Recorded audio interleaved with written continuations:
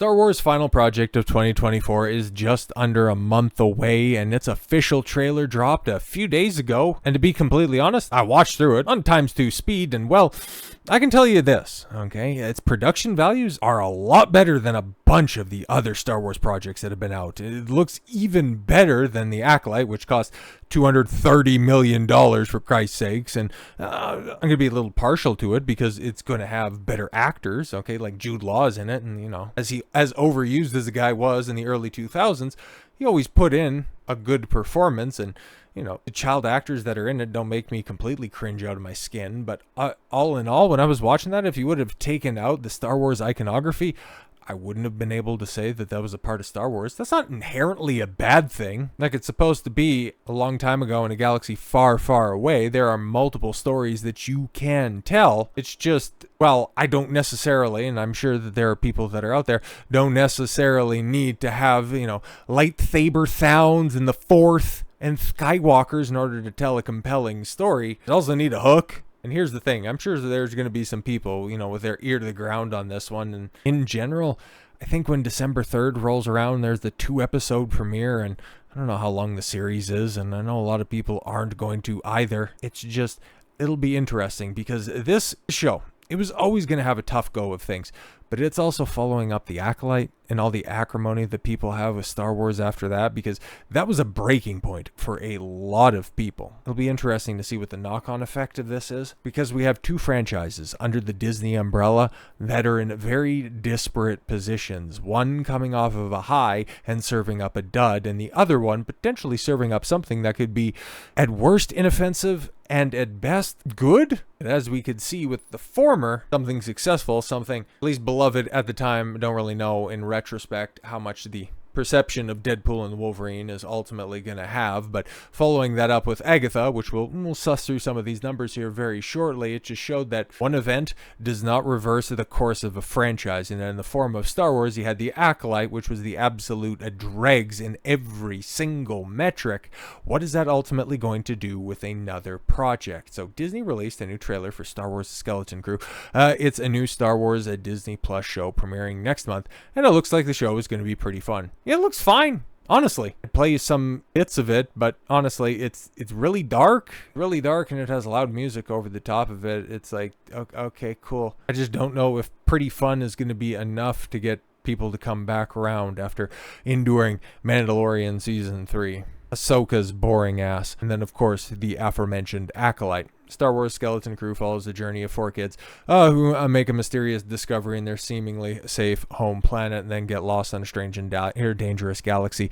Yeah, it's not really a lot to go on, because in that trailer, like I said, the iconography doesn't scream Star Wars. There's not a big hook that's right there, and then it's, 4 kids find something, and then Jude Law helps them out, and then they hop on a starship. Cool. Why should I care? Finding their way home and meeting unlikely allies and enemies will be far greater adventure than they ever imagined. All right, cool. Goonies in space. Fantastic stuff. You have Max Rebo, elephant alien kid, and it's like, interesting. Okay, I guess. And Jod, played by Jude Law. I guess that's a portmanteau of both of his names. 3 letters for law, and then substituting out the U for an O and dropping the E. Okay.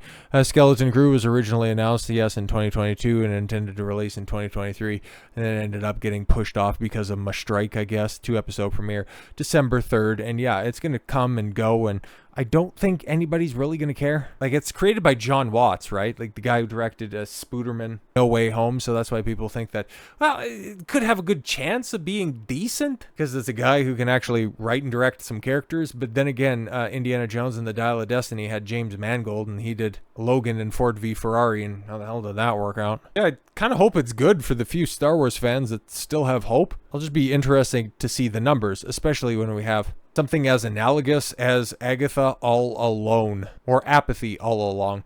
Not entirely sure how to properly characterize and categorize this, because this is the project that Disney thought, you know what, this is a good hand to accept the baton from Deadpool and Wolverine, your guys' biggest hit since Endgame? Honestly, because you have to share credit with Sony when it comes to Spider-Man, so okay, go ahead and wipe the table clean of that, and Yeah, the only thing that you can lay full credit to that hasn't been tarnished by time, because every one of your other successes aged like milk on a radiator. Doctor Strange mom, yeah, nobody likes that anymore. The Thor Love and Thunder, barely anybody liked that a week later. Guardians of the Galaxy 3, yeah, everybody's seen through that. It's like, oh, that's just a misery simulator. With all of the Rocket Raccoon flashbacks and the rest of the plot doesn't really make a lot of sense. And I don't even need to mention the rest of the TV shows, because all of those had the shelf life of Catherine Hahn's remaining eggs. But recently, I heard a breakdown of the final 4 or 5 episodes of this on EFAP. And bro, it just sounded stupid. I think Fringy was the one who posited the idea that this show isn't just bad. Like, it's unhinged. Like, its morality is completely and totally screwed up. Like, there's so many problems with this show. It looks cheap, but it's supposed to be the most economical Disney project that's out there. Okay, cool. It still would have cost, what, 80, 90, $100 million? That makes it the cheapest.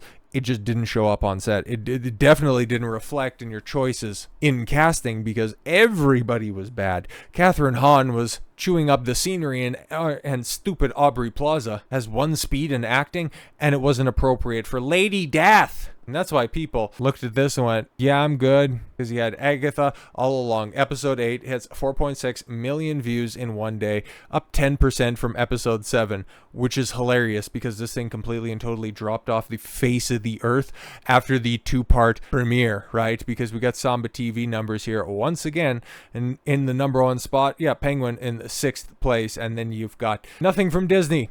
Nothing at all whatsoever. It's nowhere even close. Nobody gives a single shit about Agatha. So where are you getting these numbers? And oh yeah, by the way, the 2-episode premiere was the only thing that registered. But this was also a 2-part finale of a 9-episode series, and you're touting the success of episode 8? Interesting.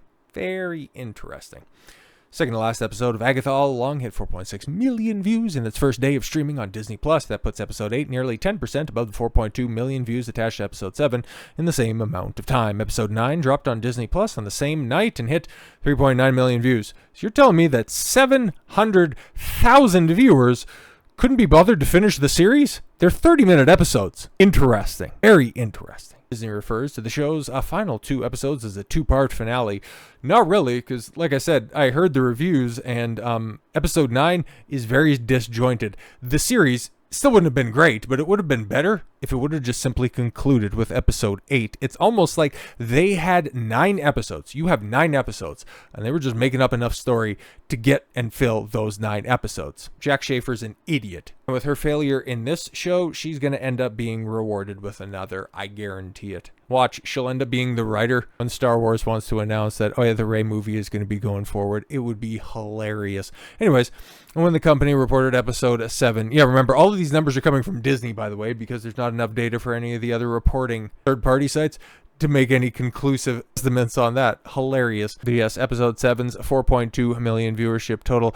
It noted a 35% increase from the series premiere. Oh, really? Which would put episode 1 at approximately 3.1 million views in its first day. Disney initially reported a total of 9.3 million views for episode 1. Oh, interesting. And that was over how many days or something crazy like that? That was over 5 days or 7 days or like a week and a half. And then in order to make it seem better, I also recall that you were out there saying that it's on par with Percy Jackson and the Olympians that had 4 million more views in 6 days, and The Acolyte and Ahsoka with 11.1 and 14 million, which unless Ahsoka wasn't Dave Filoni's pet project, it would end up in a similar fate with The Acolyte getting canceled. And while there won't be a second season for Agatha, because this sets up for a Vision or a Wiccan project, something stupid like that, if they're so bold as to waste even more goodwill. Just comparing and contrasting that with other Disney projects, bro, you're cooked. The MCU is not healing. You've got to wade through more trash. Captain Black Falcon, America Man in February, you have got to be kidding me. That film is over $400 million, and test screenings have been ass. Then the Thunderbolts after that? Bro, what the fuck are the Thunderbolts, and who the hell is going to care? Oh, but don't worry, right after that, then we got the Fantastic Four, and then by that point in time, people are going to be so burnt out on the MCU, they'll go and check out, Superman. and give your competition an artificial boost. Holy. But I brought up this article to remind people, because we used this at the time, that yeah, Agatha's great. It was gaining viewers, I guess, because we just released the numbers. So what's our source? I made it up. When you have the hard and fast data that the Acolyte fans correctly noted that the Star Wars theories, and yeah, instead I got 11.1 million viewers over 5 days. The idea that the Penguin, yeah, they got 5.3 million views in the first 4 days, is considered a big hit, and the Acolyte is a failure.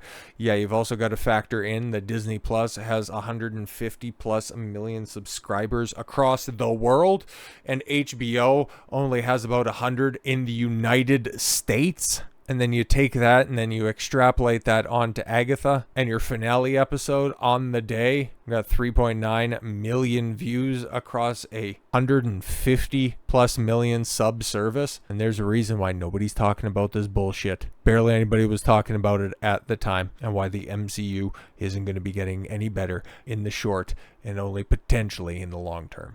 So with all that said, thank you all very much for the gift of your time. I've been Don Consuelo. I want you to follow your gut and get after it. Take care, everyone.